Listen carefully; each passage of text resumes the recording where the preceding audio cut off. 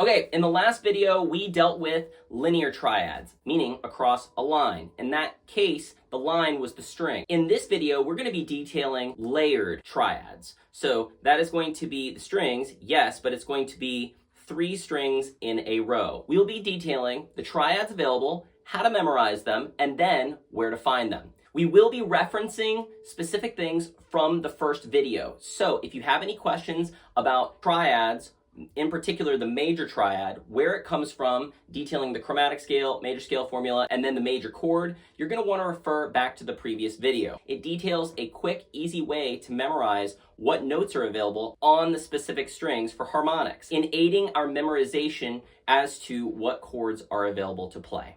Without further ado, I'm going to put up on the screen what chords are available in chromatic order. Now, although that's an easy way to be able to see everything that's available, it's not going to make it any easier to figure out where to play them. If you look close, you basically have just majors, minors, and suspended chords. Those 2 different types of suspended chords are going to be suspended 2s and suspended 4s. The shorthand name for a suspended 2 is 2, and the shorthand name for a suspended 4 is a sus4 or just sus. So with that out of the way, let's get into the nitty-gritty. We're going to focus first on the G, the B, and the high E string. This is going to give us a minor triad, with the root being on the high E string. The harmonic notes available on the E strings are going to be E, G sharp, and B. That said, when we play the G, the B, and the high E string at the same time, it's going to result us an E minor, a G sharp minor, and a B minor. So here's a sonic reference.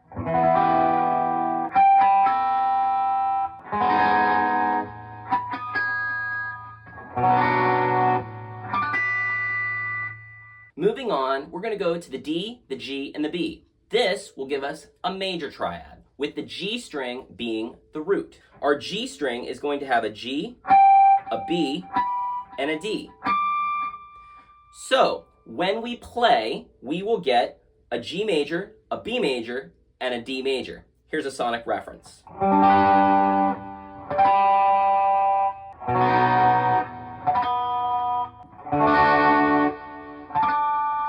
Now let's go on to the A, the D, and the G.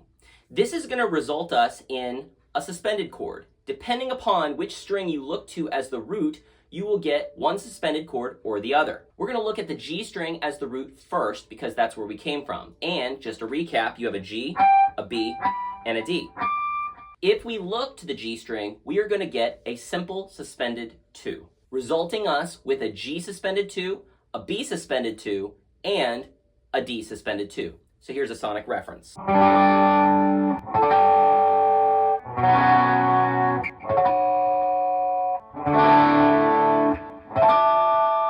Keeping with the same exact strings, A, D, and G, but now looking to the D string for the root, it's going to give us a suspended 4. The harmonics available on the D string are going to be D, F sharp, and A. So if we play the A, D, and G, we're going to get a D sus4, an F sharp sus4, and an A sus4. So here is a sonic reference for that.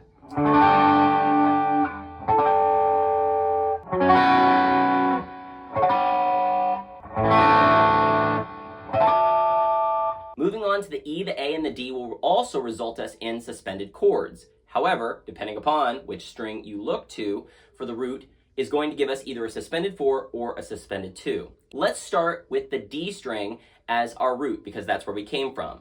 If we look to the D string for the root, we're going to get a suspended 2. We have a D, F sharp, and A.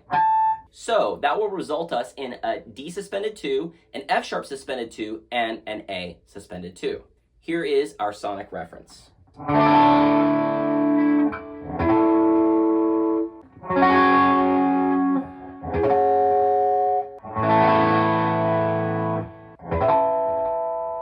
If we look to the A string for the root, we're going to get a suspended 4.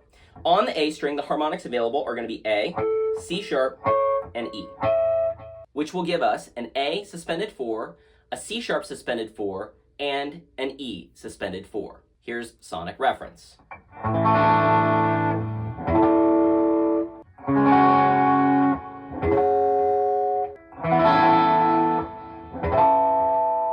Now let's detail where we can find these chords. We can memorize this through understanding the repetitions on our fretboard, and in particular, our stagnant notes. Stagnant notes are going to be notes that no matter where you play the harmonic, it's the exact same note, the exact same octave. The 4th, the 9th, and the 16th are the exact same note. I'm going to give a sonic example on the A string. Here's the 4th fret, the 9th fret, and the 16th fret.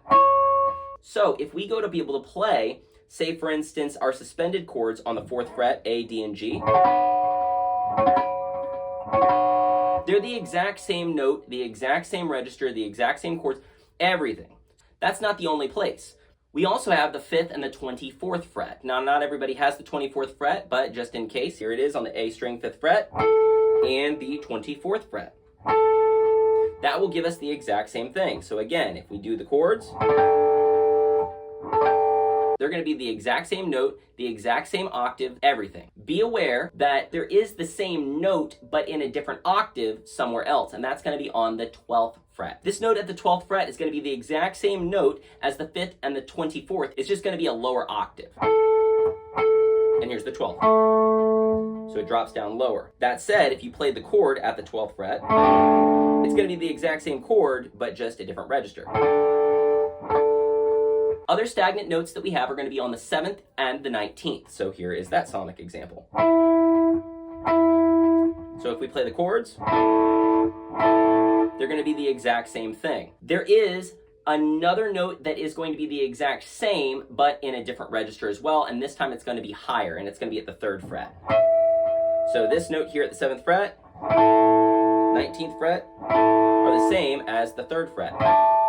So I'm going to put on the screen something that should aid you in understanding where all the repetitions are. This should help you in memorizing where you can play your chords. I do highly recommend checking out the previous video because it helps you to understand where the roots are. If you memorize where the harmonics are, then it's just a matter of being able to play the notes in sequence, layered wise, to be able to play these specific chords and to be able to get them really quick.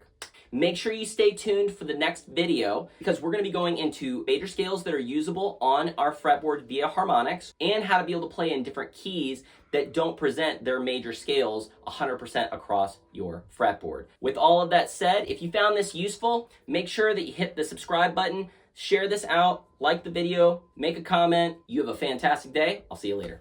And break that subscribe button. Thanks, music fans. Yeah. That was good.